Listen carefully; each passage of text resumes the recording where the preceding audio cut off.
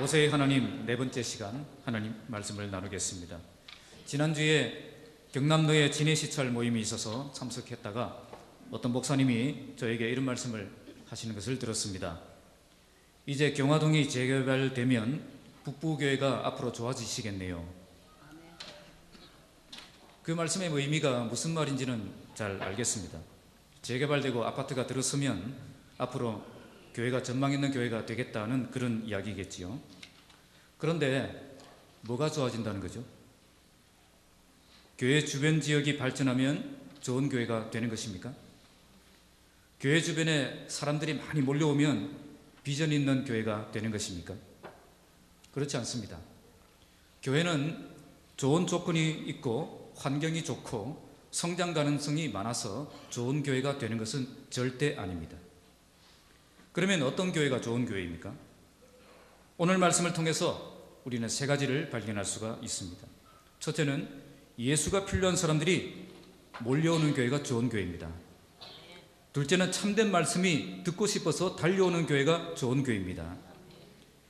마지막 세 번째는 온통 세상의 마음을 빼앗긴 사람들이 가득 모여있는 교회가 아닌 오직 하나님만 바라보며 참된 예배를 드리는 교회가 좋은 교회입니다. 그런데 요즘 사람들은 지금 내가 어떤 상태인가, 정말 나에게 필요한 것이 무엇인가를 모르고 있습니다.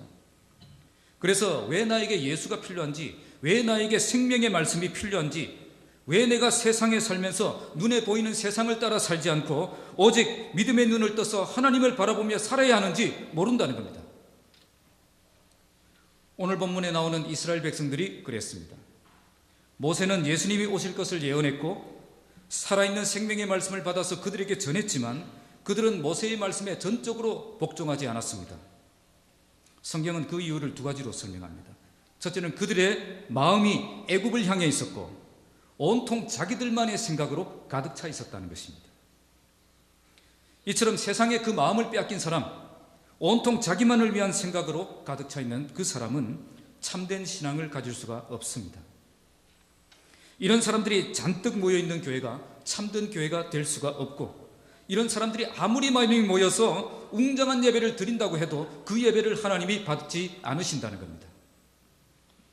오늘 말씀을 통해서 우리 교회가 어떤 교회가 되어야 하는가를 발견하는 시간이 되시길 바랍니다. 하나님이 기뻐하시는 교회는 죄인들이 예수님을 만나 회개하고 변화되는 교회, 참된 말씀이 선포되고 말씀의 능력이 나타나는 교회, 오직 주님만 바라보며 참된 예배를 드리는 그 교회입니다. 조건이 좋고 시설이 좋고 프로그램이 좋은 교회가 좋은 교회가 아니라 이처럼 예수가 필요한 사람들이 와서 예수님을 만나고 변화되는 교회, 참된 말씀이 듣고 싶어서 달려오는 교회, 세상의 헛된 욕심을 버리고 오직 주님만 바라보며 참된 예배를 드리는 교회가 좋은 교회입니다. 우리 교회가 주님이 기뻐하시는 아름다운 교회가 되어서 이 마지막 시대에 주님이 함께 하시고 역사하시는 참된 교회로 세워지는 역사가 일어나길 주님의 이름으로 축복합니다. 먼저 본문 37절에는 모세의 예언 사역이 기록되어 있습니다. 37절 읽겠습니다. 시작.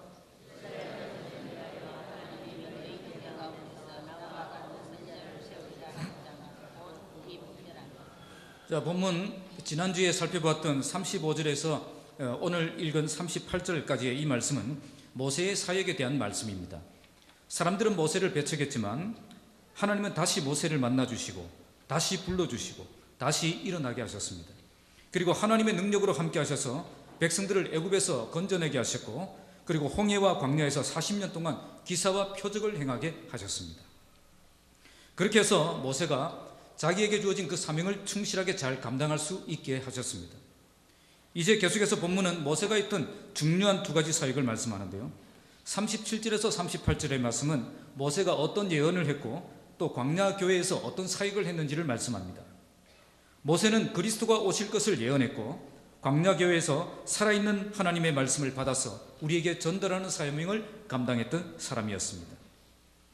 37절에 모세가 했던 중요한 세 번째 사역은 그가 그리스도가 오실 것을 예언했다는 것입니다. 오늘 말씀에 하나님이 너희 형제 가운데서 나와 같은 선지자를 세우리라. 여기에 나와 같은 선지자라는 말이 나옵니다.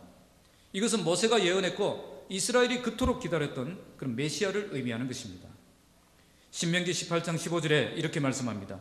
내 하나님 여호와께서 너희 가운데서 내 형제 중에서 너를 위하여 나와 같은 선지자 하나를 일으키시리니 너희는 그의 말을 들을지니라. 모세가 이런 예언을 했을 때에 하나님께서는 다음 말씀 18절에서 모세가 했던 예언을 그대로 성취해 주실 것을 약속합니다. 18절에 내가 그들의 형제 중에서 너와 같은 선지자 하나를 그들을 위하여 일으키고 내 말을 그의 입에 두리니 내가 그에게 명령하는 것을 그가 무리들에게 다 말하리라. 여기에 선지자라는 말이 단수형으로 기록되어 있습니다. 그래서 앞으로 나올 많은 선지자들을 가리키는 말씀이 아니라 단 한 사람, 누구죠? 예수 그리스도를 의미하는 말씀입니다. 그러면 모세는 왜 오실 메시아를 나와 같은 선지자라고 했겠습니까? 그것은 앞으로 오실 메시아는 모세처럼 사역할 사람이라는 것입니다. 그러면 모세는 어떤 선지자였습니까? 본문 앞에서 우리가 살펴보았던 것은 모세는 이스라엘 백성들을 속량하는 자였고 그들을 애굽에서 인도하여 내었고 광야에서 표적과 기사를 행했던 사람이었습니다. 그러니까 앞으로 오실 메시아는 주의 백성들을 속량하는 자가 될 것이고 애굽의 속박에서 구해내는 사람이 될 것이고 광야에서 표적과 기사를 행할 수 있는 사람이라는 것입니다. 속량한다는 이 말은 죄 문제를 해결한다는 것입니다. 애굽의 속박은 마귀의 권세, 흑암의 권세를 의미합니다. 표적과 기사는 하나님의 능력을 보여주는 것을 말합니다. 참된 메시아는 죄 문제를 해결할 수 있어야 되고 마귀의 권세에서 우리를 해방시킬 수 있어야 되고요, 하나님의 능력을 보여줄 수 있어야 된다는 것입니다. 앞으로 하나님께서 이런 선지자를 보내신다는 겁니다. 이런 선지자를 보내셔서 죄 문제를 해결하시고 마귀의 권세에서 해방시켜 주시고 하나님의 능력을 우리에게 보여주신다는 겁니다. 이렇게 하신 분이 누구죠? 예수 그리스도 외에는 없습니다. 예수님은 십자가에서 우리 죄를 위해서 속량하셔서 우리의 죄 문제를 해결하신 분입니다. 마귀의 권세에서 우리를 건져내셔서 하나님 나라의 백성으로 삼아주신 분이십니다. 표적과 기사를 행하시며 하나님의 능력으로 우리와 함께 하시고 우리에게 역사하여 주시는 분이십니다. 모세는 앞으로 하나님께서 이런 선지자를 보내실 터인데 그때 너희는 그의 말을 들어야 된다고 예언했습니다. 그러나 지금 이스라엘 백성들, 산헤드린 공회는 어떻게 하고 있습니까? 그들은 모세를 가장 존경하는 지도자로 여기고 있지만 모세가 그토록 분명하게 예언한 그 말씀에는 순종하지 않고 있다는 것입니다. 스데반 집사는 이렇게 강조합니다. 하나님이 너희 형제 가운데서 나와 같은 선지자를 세우리라 하던 자가 곧 이 모세라. 이 말을 한 사람이 누구냐? 바로 너희들이 그토록 존경하고 너희들이 그토록 따르는 모세라는 사람이 명령한 것이라는 겁니다. 너희들이 정말 모세를 존경한다면 그가 명령한 이 말씀을 따라야 되지 않느냐는 것입니다. 그러나 그들은 결국 그리스도를 인정하지 않았습니다. 그토록 분명하게 모세와 같은 선지자를 보내주셨는데도 불구하고 그들은 완악한 마음으로 인정하지 않았습니다. 그토록 많은 증거들이 있는데도 불구하고 귀를 막고 들으려고 하지 않고 눈을 감고 보려고 하지 않았다는 것입니다. 그래서 그들은 하나님께서 우리를 위해서 이루신 그 놀라운 구원의 은총과 축복을 놓치는 자가 되었던 것입니다. 예수께서 우리의 죄를 속량하시고 우리를 흑암의 권세에서 건져내시고 우리에게 하나님의 능력으로 역사하시는 것을 경험하는 그 놀라운 축복의 자리를 놓치고 살아가는 불쌍한 인생이 되고 만 것입니다. 그때 그 사람들처럼 지금도 예수님을 인정하지 않는 사람들이 있습니다. 지난주에 목요전도팀이 두산 위브 아파트에 전도하러 갔습니다. 어떤 사람들은 우리가 드리는 이 전도용 물티슈를 기쁘게 받습니다. 진해 사람들은 대부분 순하셔서 이 물티슈를 드리면 아유 감사합니다 하고 이렇게 받아가시는 분들이 많습니다. 그러나 어떤 사람들은 우리가 전도하는 줄 알고 저 멀리서부터 이미 딴 곳을 쳐다보며 이렇게 거절하며 지나갑니다. 아무리 권해도 받으려고 하지 않는 분들이 있습니다. 어떤 분은 자기는 불교이기 때문에 이걸 받으면 안 된다는 것입니다. 그냥 받아서 쓰시기만 해도 된다고 하니까 그래도 받지 않겠다는 것입니다. 그들은 왜 이처럼 예수를 거절하고 복음을 거절하고 하나님을 믿지 않으려고 하겠습니까? 성경은 우리에게 분명한 대답을 주고 있습니다. 고린도후서 4장 4절에 그 중에 이 세상의 신이 믿지 아니하는 자들의 마음을 혼미하게 하여 그리스도의 영광의 복음의 광채가 비치지 못하게 함이니. 그들이 믿지 못하는 이유는 단 한 가지입니다. 그것은 마귀가 그들로 하여금 믿지 못하게 막고 있기 때문에 그렇습니다.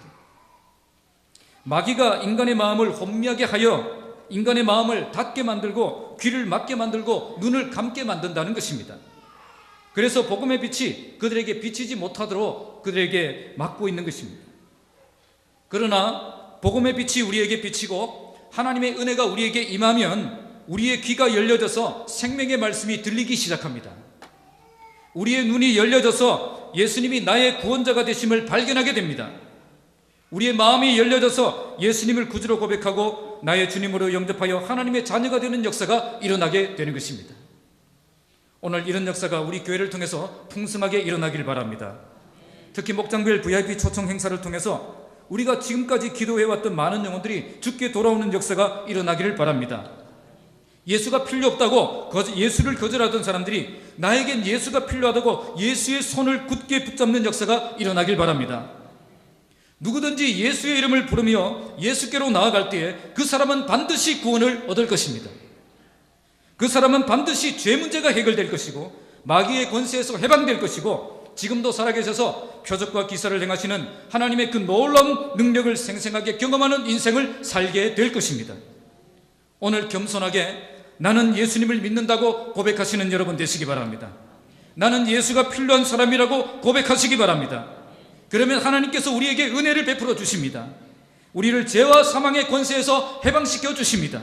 우리를 하나님의 자녀로 삼아 주시고 영원한 생명을 우리에게 주실 것입니다. 한량없는 은혜, 갚을 길 없는 은혜,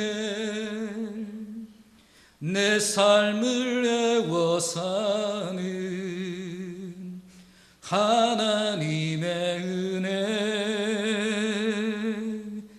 나 주저함 없이 그 땅을 밟음도 나를 붙드시는 하나님의 은혜. 할렐루야. 아무도 모른 척하고 안 따라 부르시고. 하나님은 우리에게 이처럼 놀라운 축복의 문을 만들어 주셨습니다. 우리를 사랑하셔서 예수님을 구주로 보내시고 구원의 길을 만들어 주셨습니다. 예수님 외에 다른 길은 없습니다. 예수님 외에 다른 구원자는 없습니다. 예수님만이 하나님이 인류를 위해 보내신 유일한 구원자이십니다. 누구든지 주의 이름을 부르는 자는 반드시 구원을 얻습니다. 오늘 우리 교회가 이런 생명의 길 되신 예수님을 만나는 교회가 되길 바랍니다. 예수님이 필요 없다고 거절하던 사람들이 나에겐 예수가 필요하다고 고백하면서 예수의 이름 부르며 예수의 손목을 굳게 잡는 역사가 일어나는 그런 교회가 되길 바랍니다. 오늘 우리 교회를 통해서 하나님이 인류를 위해 보내신 유일한 구원자가 되신 예수님을 만나고 생명의 길을 발견하는 복된 역사가 풍성하게 일어나기를 주님의 이름으로 축복합니다. 38절에는 모세의 말씀 사역이 기록되어 있습니다. 38절 함께 읽겠습니다. 시작. 시내산에서 말하던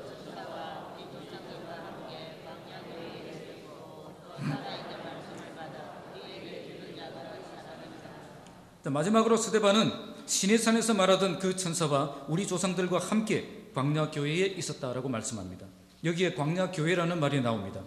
교회라는 말은 회중총회라는 히브리어 단어를 헬라어로 번역한 것입니다. 구약 성경에서 이스라엘 회중 그리고 이스라엘 백성들의 총회라고 사용했던 그 단어가 신약 시대에 들어오면서 교회라는 말로 사용된 것입니다. 구약 시대 이스라엘 회중 이스라엘 총회라는 말이 이제는 교회라는 말로 쓰여진 것입니다. 이것을 통해 구약시대 이스라엘 회중, 이스라엘 총회는 신약시대 교회를 예표하는 그림자였음을 알게 됩니다. 그래서 오늘 본문도 광야교회라고 번역했습니다. 스데반 집사는 그때 구약시대에 광야에 있었던 이스라엘 회중은 그냥 회중이 아니라 광야교회였다는 것을 강조하고 있는 것입니다. 교회가 지금 갑자기 생겨난 것이 아니라 모세 시대 때부터 있었다는 겁니다. 그래서 지금 교회를 핍박하는 것은 하나님의 백성, 공동체인 이스라엘 회중을 핍박하는 것임을 알아야 한다는 것입니다. 계속해서 스데반은 이렇게 말씀합니다. 또 살아있는 말씀을 받아 우리에게 주던 자가 이 사람이라. 이게 무슨 말씀이죠? 모세는 교회의 중요한 사역자였다는 것입니다. 광야교회에서 모세는 살아있는 하나님의 말씀을 받아서 우리에게 전해주던 말씀의 사역자였다는 것입니다. 여기에서도 이 사람이라 그렇게 말하며 강조하고 있습니다. 너희가 가장 존경하고 따르는 모세는 하나님께서 구약시대 때부터 세우셨던 그 교회의 말씀의 사역자였다는 것입니다. 모세는 하나님이 세우신 광야교회를 끝까지 사랑했고 아무리 어렵고 힘든 일이 있어도 교회를 포기하지 않았던 신실한 사역자였습니다. 여기서 우리는 중요한 메시지를 발견하게 됩니다. 교회에서 가장 중요한 것은 살아있는 말씀이 전달되는 곳이 되어야 한다는 것입니다. 교회에는 살아있는 말씀을 받아서 전달하는 말씀의 사역자가 반드시 있어야 됩니다. 교회는 살아있는 말씀이 없으면 참된 교회가 될 수 없습니다. 그런데 요즘은 성도들끼리 그냥 모이면 교회가 되는 것이 아니냐, 그렇게 생각하는 분들이 있는 것 같습니다. 워낙 이 목사의 권위가 바닥까지 추락하다 보니까 이런 현상이 일어나는 것 같습니다. 물론 이 말씀의 사역자가 제대로 사역하지 않아서 이렇게 된 것은 사실입니다. 그러나 그렇다고 해서 본질이 바뀌는 것은 아닙니다. 칼빈은 교회 표지에 대해서 이렇게 말합니다. 바른 말씀의 선포, 성례의 신실한 시행, 그리고 권징의 정당한 집행이라고 했습니다. 이 세 가지가 없으면 참된 교회가 아니라는 것입니다. 여기에서 가장 중요한 것이 바로 살아있는 말씀이 바르게 전파되는 것입니다. 교회가 참된 교회로 세워지려면 말씀 사역자의 권위가 바르게 세워져야 됩니다. 교회가 말씀의 권위를 인정하지 않을 때 교회는 바른 교회가 될 수 없습니다. 물론 말씀의 사역자도 인간이기 때문에 완벽하지 않습니다. 그러나 사역자를 통해서 교회를 든든하게 세우시는 것이 하나님의 방법이기 때문에 여기에 순종해야 되는 것입니다. 그러면 모세는 어떻게 이런 말씀의 사역을 감당했습니까? 오늘 말씀에 보시면 시내산에서 말하던 그 천사와 우리 조상들과 함께 광야 교회에 있었다라고 말씀합니다. 시내산에서 말하던 그 천사는 구약시대에 임하신 예수님을 의미한다고 했습니다. 예수님과 함께 했고 백성들과 함께 했다는 것입니다. 모세는 항상 주님과 깊은 만남을 가지고 있었고 주님과 동행하는 사역자였고요, 백성들과 함께하는 사역자였다는 것입니다. 말씀의 사역자가 어떤 사역자가 되어야 하는가를 잘 보여주는 말씀입니다. 말씀의 사역자는 주님과 함께하는 사역자가 되어야 되고 성도들과 함께하는 사역자가 되어야 한다는 것입니다. 주님과 깊은 만남이 있어야 깊이가 있는 생명의 말씀이 나올 수가 있는 것입니다. 그리고 성도들의 형편을 부지런히 돌아볼 때에 그들에게 필요한 말씀을 제대로 준비할 수 있는 것입니다. 이렇게 주님과 깊은 만남이 있고 성도들의 형편을 부지런히 돌아보는 그런 사역자가 될 때에 살아있는 말씀이 제대로 선포가 될 수 있는 것입니다. 그래서 말씀의 사역자는 기도만 하고 있으면 안 되고 또 반대로 성도들과 함께만 하고 있어서도 안 되는 것입니다. 성도들의 형편을 부지런히 돌아보는 가운데 주님과 깊은 만남을 가지는 그 삶을 살아갈 때에 영적인 권위가 생기고 말씀의 능력이 나타나게 되는 것입니다. 둘 다 열심히 해야 되는 것입니다. 그래서 저를 위해 기도하실 때 우리 황 목사가 주님과 함께하는 사람이 되게 해달라고 기도해 주시고 그리고 성도들의 형편을 부지런히 돌아보는 사역자가 되게 해달라고 기도해 주시기 바랍니다. 그렇게 하여 살아있는 말씀을 하나님께 받아서 전달하는 사명을 잘 감당하는 목사가 되게 해달라고 기도해 주시기 바랍니다. 우리 교회가 살아있는 말씀을 주께 받아서 전하는 그런 교회가 되길 바랍니다. 죽은 말씀, 약한 말씀, 들을 만한 말씀이 아니라 생명을 살리고 영혼을 깨우고 교회를 일으키는 능력의 말씀이 선포되는 그런 사역자가 될 수 있도록 기도해 주시기 바랍니다. 그래서 북부교회는 말씀이 살아있고 말씀이 능력있고 말씀의 역사가 일어나는 교회가 되길 바랍니다. 요즘 이 시대의 설교자들이 말씀에 목숨을 걸지 않습니다. 인터넷 시대에 너무 많은 자료들이 있다 보니까 설교에 목숨을 걸지 않아도 설교 준비를 잘할 수 있는 그런 시대가 되었다는 거예요. 그래서 설교를 들어보면 내용은 알차고 적용도 풍성하고 뭔가 그럴듯하게 짜임새 있게 잘 준비되어 있습니다. 그러나 잘 살펴보면 거기에 능력이 나타나지 않습니다.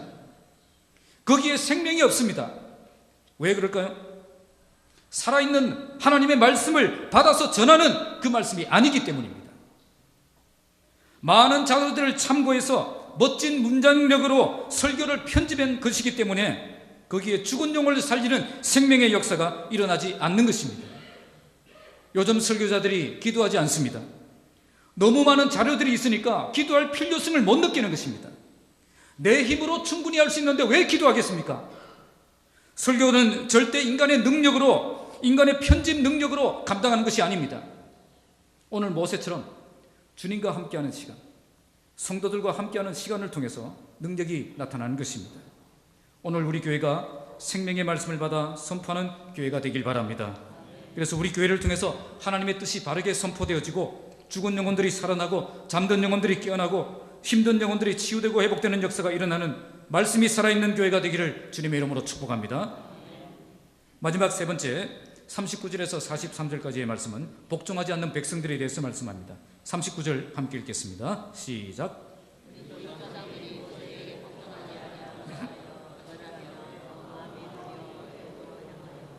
여기에 우리 조상들이 모세에게 복종하지 아니하고자 하여라고 말씀합니다. 본래의 뜻은 순종할 마음이 없었다는 겁니다. 어떤 모세에 대하여 복종할 마음이 없었죠? 원문은 38절 살아있는 하나님의 말씀을 전하는 모세에게 복종할 생각이 없었다는 것을 강조하고 있습니다. 그들은 모세를 통해 놀라운 구원을 경험하고 표적과 기사를 경험했지만 모세가 전하는 그 생명의 말씀에는 복종하고 싶지가 않았다는 것입니다. 복종하고 싶지 않았다는 것입니다. 그래서 거절했다고 말씀합니다. 원문의 뜻은 의도적으로 거절했다는 것입니다. 그들이 모세를 의도적으로 거절했던 이유는 그들의 마음이 돌아서 있었기 때문이었습니다. 본문의 그 마음이 도리어 어디로 향했다? 애굽으로 향해 있었다. 이것은 그들의 마음이 애굽으로 돌아섰다는 뜻입니다.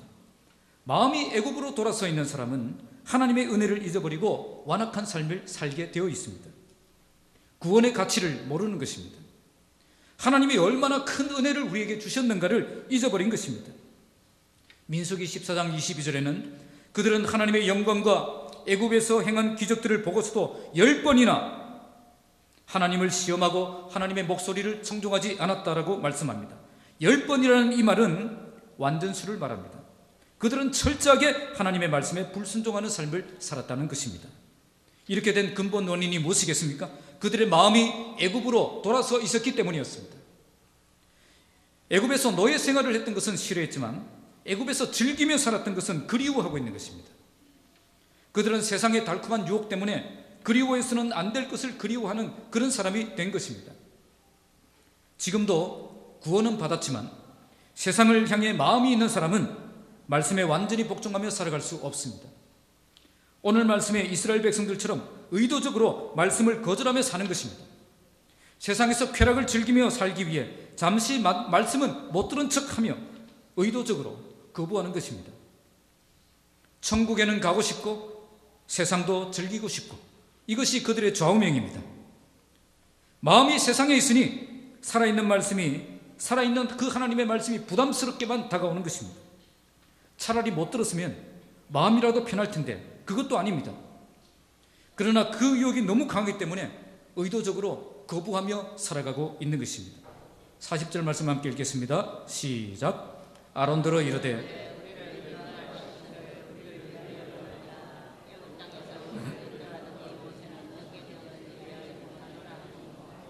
그들은 아론에게 우리를 인도할 신들을 우리를 위하여 만들라라고 요구합니다. 지금 이 상황은 모세가 십계명을 받기 위해 시내산에 올라가서 40일 동안 금식 기도를 하고 있을 때 일어난 일입니다. 그들은 40일이나 되도록 모세가 내려오지 않자 아론을 협박해서 금송아지 우상을 만들고 그것으로 신으로 숭배하려고 했던 것입니다. 그들이 왜 지금 이런 짓을 하고 있습니까? 여기에 보시면 우리를 이라는 말이 3번 반복되어 있습니다. 우리를 인도할 신들을 우리를 위하여 만들라. 그러니까 그들의 관심은 철저하게 우리를 위해 있었다는 것입니다. 마음이 애굽을 향해 있는 사람들은 오직 우리를 위한 신앙생활을 하게 되어 있는 것입니다. 하나님을 위한 신앙이 아니라 우리를 위한 신앙생활을 하는 것이 바로 우상숭배입니다. 우리를 위한 삶의 끝은 항상 우상숭배로 끝나게 되어 있습니다. 그래서 성경은 탐심은 우상숭배라고 말씀하고 있습니다. 세상 욕심과 쾌락을 즐기려고 하는 그 마음이 하나님을 떠나서 우상을 만들게 된다는 것입니다. 지금 그들이 하는 말을 한번 들어보시기 바랍니다. 애굽 땅에서 우리를 인도하던 이 모세는 어떻게 되었는지 알지 못하노라. 이게 무슨 말이죠? 그들이 조금만 있으면 모세가 내려온다는 것을 몰라서 이러고 있습니까? 그렇지 않습니다. 반드시 모세가 내려올 것이라는 것을 알면서도 이러고 있는 것입니다. 조금만 있으면 모세가 내려와서 그들을 책망할 것을 잘 알면서도 지금은 우리 마음대로 하고 싶다는 겁니다. 이게 애굽을 향해 마음이 떠나 있는 사람들의 특징입니다. 조금만 있으면 하나님께서 우리를 징계하실 것이라는 것을 잘 알면서도 죄악의 달콤한 유혹을 거절하지 못하고 거기에 빠져서 사는 것입니다. 41절 함께 읽겠습니다. 시작. 그때에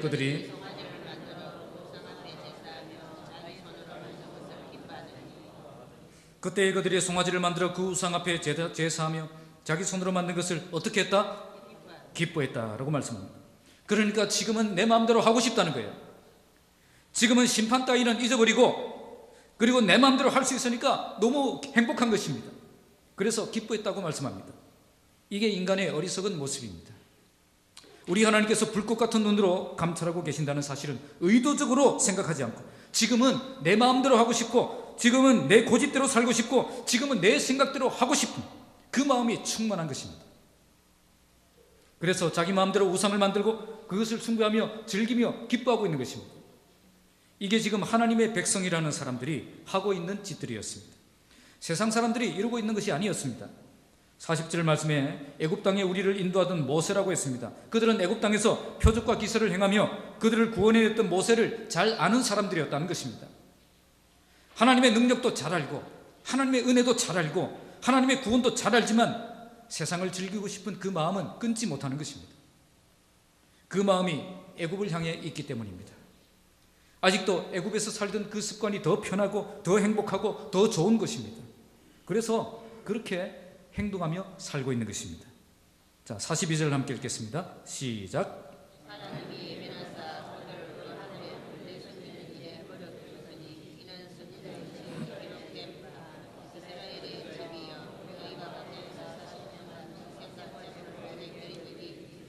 자, 하나님이 어떻게 하셨다고 말씀하죠? 그들을 외면했다. 그리고 하늘의 그 군대 섬기는 일에 버려두셨다. 하늘의 군대라는 말은 천체 숭배를 말하는데요, 금송아지 우상에서 이제는 별을 보고 우상을 만들고 숭배하는 데까지 나아간 것입니다. 그러니까 그들은 더욱 더 깊은 죄악 속에 빠져들어가고 있었던 것입니다. 이렇게 더욱 깊은 죄악 속에 빠져들어가고 있었는데 우리 하나님은 그들을 외면하셨다는 겁니다. 외면하셨다는 이 말은 그냥 내버려 두셨다는 것입니다. 그들을 징계하시고 바로잡아 주시고 고쳐주려고 하지 않으셨다는 겁니다. 이게 저주입니다. 망하는 길로 가고 있는데 그냥 내버려 두시는 것이 저주입니다. 도리어 하나님께서 징계하셔서 정신이 번쩍 들도록 하시는 것이 은혜입니다. 아프더라도 때려서 바로잡아 주시는 것이 은혜입니다. 이렇게 하나님이 외면하시니까 그들은 점점 더 깊은 죄악 속에 빠져들어가게 됩니다. 그런데 여기서 우리 하나님은 이스라엘이 광야에서 40년 동안 희생과 제물을 내게 드린 일이 있었느냐고 말씀합니다. 사실 이스라엘 백성들은 40년 광야 생활을 하는 동안에 하루도 빠짐없이 번제와 희생 제물을 하나님께 드렸습니다. 한 번도 제단의 불이 꺼진 적이 없었습니다. 그런데 하나님은 너희가 나에게 한 번도 예배를 드린 적이 없다라고 말씀합니다. 왜 이렇게 말씀하시겠습니까? 그들은 형식적인 그런 제사는 드리고 있었지만 그 마음이 애굽을 향해 나아가고 있었기 때문입니다. 하나님을 생각하지 않고 온통 우리들을 위한 생각으로 가득 차 있었기 때문입니다. 입술로는 주님의 이름을 찬송했지만 그 마음은 하나님으로부터 멀리 떠나 있었기 때문입니다. 우리 하나님은 이런 예배를 받지 않으십니다. 아무리 많은 예배를 드렸어도 한 번도 예배를 드린 적이 없다고 하십니다. 중요한 것은 우리의 마음이 하나님의 마음을 품는 것입니다. 우리가 원하는 예배가 아니라 하나님이 원하시는 예배를 드릴 때 하나님이 받으시는 예배가 될 수 있는 것입니다. 43절 함께 읽겠습니다. 시작.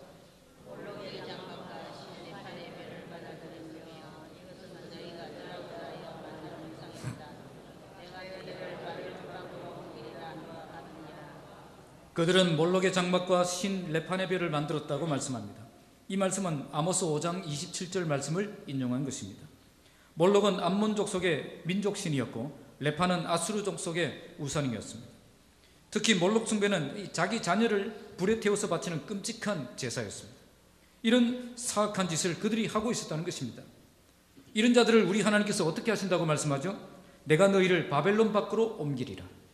본래 아모스 말씀은 다메섹 밖으로 옮긴다라고 되어 있는데 스데반 집사는 이것을 바벨론 밖으로 옮기리라고 바꾸어서 설교하고 있습니다.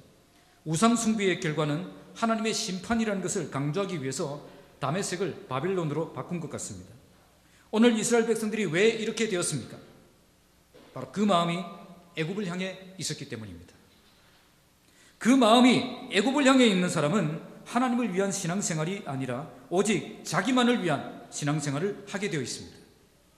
이렇게 자기만을 위한 신앙생활의 끝은 우상숭배로 가게 되어 있습니다. 왜 우상숭배로 가게 될까요? 우상은 인격체가 아니기 때문입니다. 우상은 내가 원하는 대로 만들면 되고 내가 원하는 것만 요구하면 되기 때문입니다. 그러나 하나님은 다릅니다.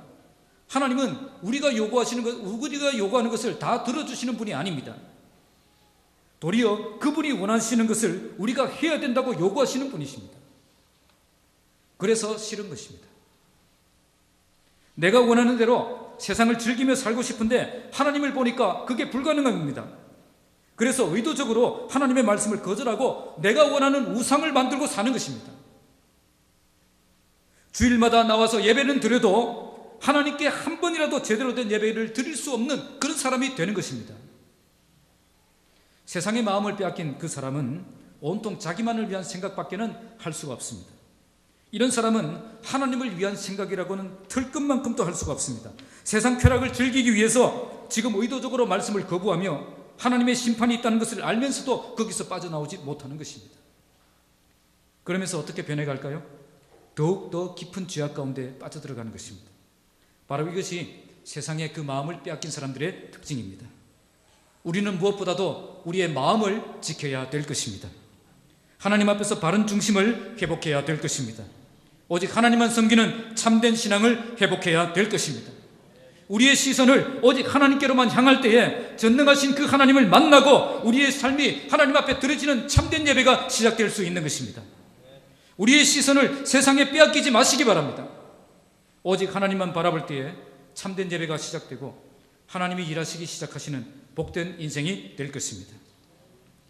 모든 시선을 주님께 드리고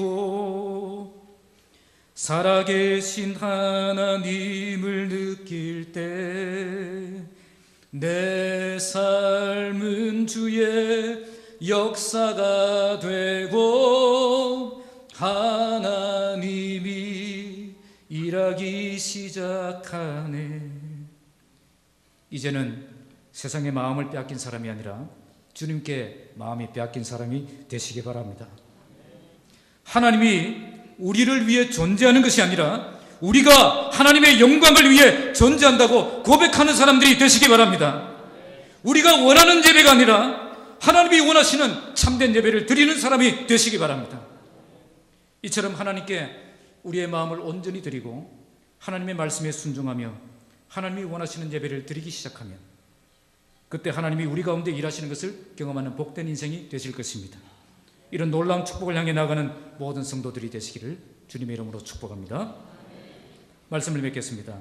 오늘 본문은 스데반 집사가 모세의 사역과 백성들의 그 불순종에 대해서 설교한 내용을 기록하고 있습니다. 모세는 예수님이 오실 것을 예언했고 광야교에서 살아있는 말씀을 받아서 백성들에게 전해주는 사명을 감당했지만 백성들은 그 마음이 애굽을 향해 있었기 때문에 전적으로 복종하지 않았습니다. 이 말씀을 통해 오늘 우리는 참된 교회가 무엇인가를 발견하게 됩니다. 첫째, 참된 교회는 예수 그리스도가 분명하게 선포되어지고 죄인들이 예수님을 만나는 교회가 참된 교회입니다. 예수가 필요 없다고 거절하던 사람들이 나에겐 예수가 필요하다고 고백하며 예수의 이름을 부르며 예수께로 달려가는 역사가 일어나는 교회입니다. 두 번째, 참된 교회는 생명의 말씀이 능력 있게 선포되고 많은 사람들이 그 말씀을 통해 깨어나고 살아나고 회복되는 역사가 일어나는 교회입니다. 그러기 위해 말씀의 사역자는 주님과 깊은 만남을 가지고 성도들의 형편을 부지런히 돌아보며 살아있는 말씀을 전달하는 그 사명을 잘 감당할 수 있어야 될 것입니다. 마지막 셋째, 모든 성도들이 오직 주님만 바라보며 참된 예배를 드리고 하나님의 놀라운 은혜를 경험하는 교회가 참된 교회입니다. 세상에 마음을 빼앗긴 사람들이 잔뜩 모여있는 교회가 아니라 주님께 마음을 빼앗긴 사람들이 오직 주님만 바라보며 말씀에 순종하며 진정한 예배를 드리는 교회가 참된 교회입니다. 오늘 우리 교회가 이처럼 아름다운 교회로 세워지길 바랍니다. 건물이 좋고 시설이 좋고 프로그램이 좋아서 좋은 교회가 되는 것 아닙니다. 죄인들이 예수님을 만나 회개하고 변화되는 교회, 말씀이 선포되고 말씀의 능력이 나타나는 교회, 오직 주님만 바라보며 참된 예배를 드리는 교회가 좋은 교회입니다. 우리 교회가 예수가 필요한 사람들이 찾아오는 교회가 되고, 참된 말씀이 듣고 싶어서 달려오는 교회가 되고, 오직 하나님만 바라보며 참된 예배를 드리는 교회가 되어서 이 마지막 시대에 주님이 함께 하시고 축복하시는 아름다운 교회로 세워지기를 주님의 이름으로 축복합니다. 기도하겠습니다.